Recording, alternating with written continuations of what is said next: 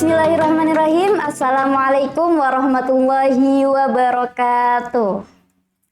Alhamdulillahirabbil alamin. Nahmaduhu wa nasta'inuhu wa nastaghfiruhu wa na'udzu billahi min syururi anfusina wa min sayyiati a'malina. May yahdihillahu fala mudhillalah wa may yudlilhu fala hadiyalah. Asyhadu an la ilaha illallah wa asyhadu anna Muhammadan abduhu wa rasuluh.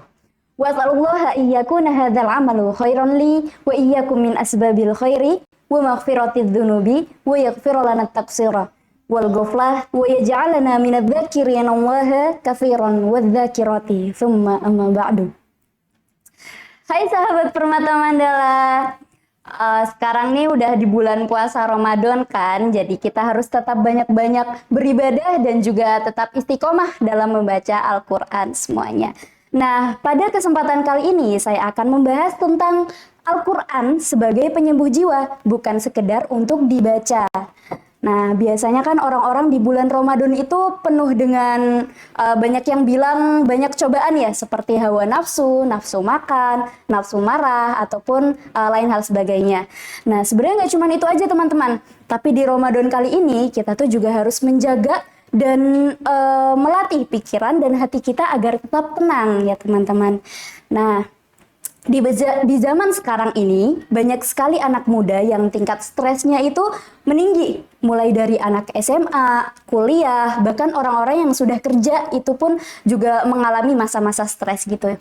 Nah, kebanyakan itu bisa disebabkan mungkin bagi anak-anak sekolah itu karena tugas sekolah yang numpuk, lingkungan yang kurang mendukung, dan juga pergaulan yang buruk. Nah, stres ini bisa memicu salah satu hal, suatu emosi di dalam pikiran kita yang dimana itu tak jarang membuat hati kita itu gundah. Hati kita gundah, hati kita risau, hati kita gelisah.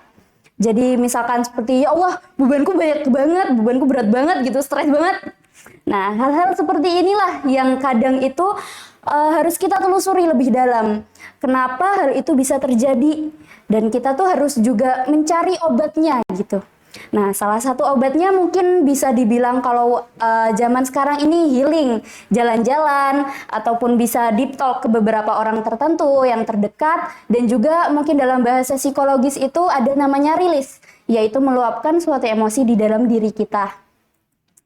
Nah, ada banyak sekali hal yang bisa kita lakukan selain hal-hal yang tadi. Contoh, di dalam Islam itu ada tafakur, tadabur, dan juga terapi. Sebenarnya Islam ini punya banyak sekali metode ya, yang dimana itu dapat meringankan dan juga membantu pikiran dan juga hati kita agar tetap tenang, tetap rileks, dan tetap damai ya, seperti Islam kan cinta damai gitu istilahnya. Nah, salah satu contoh yang sangat ampuh menurut Ustadz Hanan Attaqi adalah mentadaburi Al-Quran. Nah, mungkin teman-teman banyak nih yang belum tahu ya, apa itu tadabur Al-Quran. Tadabur Al-Quran itu apa sih? Nah, jadi tadabur Al-Quran ini adalah bukan sekedar membaca Al-Quran saja. Kalau membaca Al-Quran itu namanya tilawah, bukan tadabur Al-Quran. Kalau tadabur Al-Quran ini namanya mendalami, dan kita itu seperti meriset lebih dalam tentang suatu ayat di dalam Al-Quran. Jadi kita memahami lebih dalam maknanya, kita menelusuri lebih dalam kisahnya seperti apa, kenapa bisa jadi seperti ini. Nah, itu yang namanya tadabur Al-Quran. Nah, tadabur ini teman-teman sangat satu ya dengan Al-Quran ini, karena sebenarnya tadabur itu ada banyak macam. Ada tadabur hadis dan juga lain hal sebagainya. Tapi yang sangat dikenal oleh orang-orang itu adalah tadabur Al-Quran. Nah, kenapa sih tiba-tiba mengacu pada Al-Quran? Padahal kan tadi kita lagi membahas tentang stres ataupun sesuatu yang kita risaukan gitu. Kenapa tiba-tiba ngacunya ke Al-Quran? Nah, jadi Al-Quran itu adalah asyifa teman-teman. Asyifa itu dalam bahasa Arab artinya itu adalah penyembuh. Ya, Al-Quran itu adalah penyembuh. Kenapa bisa Al-Quran ini disebut penyembuh? Karena seperti yang sudah Rasulullah SAW alami sendiri ya, Al-Quran itu diturunkan secara berangsur-angsur, bukan sekali blek langsung jadi gitu. Jadi diturunkan secara berangsur-angsur karena Al-Quran ini disesuaikan dengan suasana dan kondisi hati Nabi pada saat itu. Saat Nabi sedih, turun surat tentang Isra Mi'raj yang dimana itu bertujuan untuk menghibur Nabi dan untuk menyemangati Nabi gitu. Pada saat Nabi kehilangan Ibunda Khadijah dan juga pamannya. Dan saat Nabi ketakutan waktu turun wahyu pertama kali, saat malaikat Jibril datang, Nabi kan langsung lari ke rumah gitu, langsung bertutupan dengan selimut, menggigil gitu. Sampai Ibunda Khadijah itu bertanya, ini kenapa gitu, kenapa diselimut terus selama berhari-hari? Nah, turunlah surat Al-Mudaththir. Ya ayyuhal mudaththir, wahai orang-orang yang berselimut, kum fa'andir. Bangunlah dan lihatlah, warabbuka fakabbir, dan Tuhanmu itu menyeru. Jadi itu kita bisa mentadaburi lebih dalam apa arti ayat yang diturunkan oleh Allah tersebut, yaitu bertujuan untuk menyemangati Nabi, mengajak Nabi agar ayo bangkit lagi gitu. Jangan berlarut-larut dalam ketakutanmu, seperti itu ya teman-teman. Nah, dari sini kita bisa pahami bahwa Al-Quran itu adalah asyifa ya, penyembuh bagi Nabi, penyembuh dari ketakutan Nabi, penyembuh dari kesedihan Nabi, dan juga penyembuh dari keputusasaan Nabi ketika dizolimi oleh orang-orang kafir, teman-teman. Karena seperti yang telah disebutkan Allah sendiri, wasyifa'u lima fis sudur. Al-Quran ini adalah obat hati, obat jiwa, dan juga obat mental. Nah, nggak cukup sampai di situ aja. Kita nih berpikir mungkin, oh ya udah kalau misalkan Al-Quran itu adalah asyifa, Al-Quran adalah penyembuh, mending baca Al-Quran aja nggak sih gitu. Nah, mungkin banyak ya orang berpikir seperti itu. Kalau misalkan kita lagi sakit, baca Al-Quran aja, kan Al-Quran penyembuh gitu.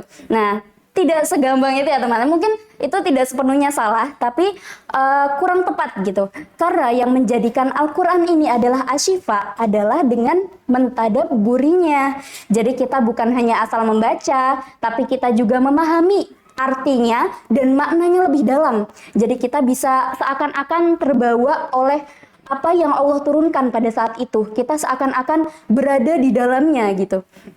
Nah, karena dulu Rasulullah SAW dengan para sahabat itu membaca Al-Quran itu bukan dengan cara kita sekarang. Karena kita sekarang itu mungkin membacanya dari Al-Fatihah, Al-Baqarah, Al-Imran, urut gitu dari juz 1, juz 2, juz 3. Tapi kalau untuk zaman dulu itu, kan Al-Quran itu sudah dimusafkan pada zaman Khalifah Utsman. Jadi pada masa Rasulullah itu Al-Quran masih terpencar-pencar dan juga masih dihafalkan oleh para hufadah. Nah, dan pada saat itu Rasulullah dengan para sahabat itu membaca Al-Quran dengan cara mereka melihat dulu, mereka lagi sedih, oh bacanya misalkan tentang surat Al-Baqarah. Ataupun tentang surat At-Taubah yang berisi innallaha ma'ana la tahzan innallaha ma'ana, janganlah bersedih sesungguhnya Allah bersama kita. Nah, itulah yang membuat mereka semangat kembali. Nah, terus misalkan mereka lagi semangatnya nih ingin perang. Nah, mereka membaca Al-Quran tentang surat itu, tentang surat yang menyemangati mereka ataupun surat-surat lainnya. Nah, mereka itu membacanya itu dengan mentadaburinya, dengan memahami maknanya dan juga mengaplikasikannya di dalam kehidupannya sehari-hari. Seperti itu teman-teman. Nah, hikmah apa sih yang dapat kita ambil dari mentadaburi Al-Quran ini? Banyak sebenarnya hikmahnya ya, tapi hikmah yang benar-benar dapat kita rasakan itu jika kita mentadaburi Al-Quran, kita tuh seakan-akan bisa masuk ke dalam suatu ayat tersebut dan juga kita bisa ikut merasakan. Misalkan ada kisah Nabi Muhammad tentang berperang gitu, kita dapat memahami perjuangan Nabi Muhammad itu sehebat apa, sekuat apa, sehingga kita itu dapat bersemangat kembali, kita dapat tersemangati gitu. Nah, juga kita itu bisa mencari solusi di ayat itu, di masalah yang kita rasakan gitu. Jadi kalau misalkan kita ada masalah, kita dapat mentadaburi Al-Quran agar kita menemukan solusinya. Seperti itu teman-teman. Nah, jadi intinya di sini adalah orang yang sudah bisa membaca Al-Quran itu nggak apa-apa kalau misalkan dia mau membaca gitu, tilawah gitu kan, itu tidak apa-apa, tapi ahsannya lebih baiknya kita itu mentadaburinya lebih dalam ya teman-teman. Mungkin bagi sebagian orang yang belum terlalu bisa untuk memahami Al-Quran atau membaca Al-Quran dengan baik, mungkin dia bisa mulai dari awal dulu, mulai dari baca Al-Fatihah, Al-Baqarah, dan juga baca-baca surat lainnya. Tapi lebih ahsan bagi orang yang dapat membaca Al-Quran dengan baik dan juga bacaannya bagus ya, dia harus bisa naik ke level selanjutnya. Jadi nggak ngestak di situ aja nih teman-teman. Jadi dia bisa mulai mentadaburinya, bisa mulai mengaplikasikannya di kegiatannya masing-masing, di kegiatannya sehari-hari seperti itu teman-teman. Nah, mungkin segitu saja dari saya. Kurang lebihnya mohon maaf. Jika ada salah saya minta maaf. Li'annal insan makanul ghaflah wan nisyan.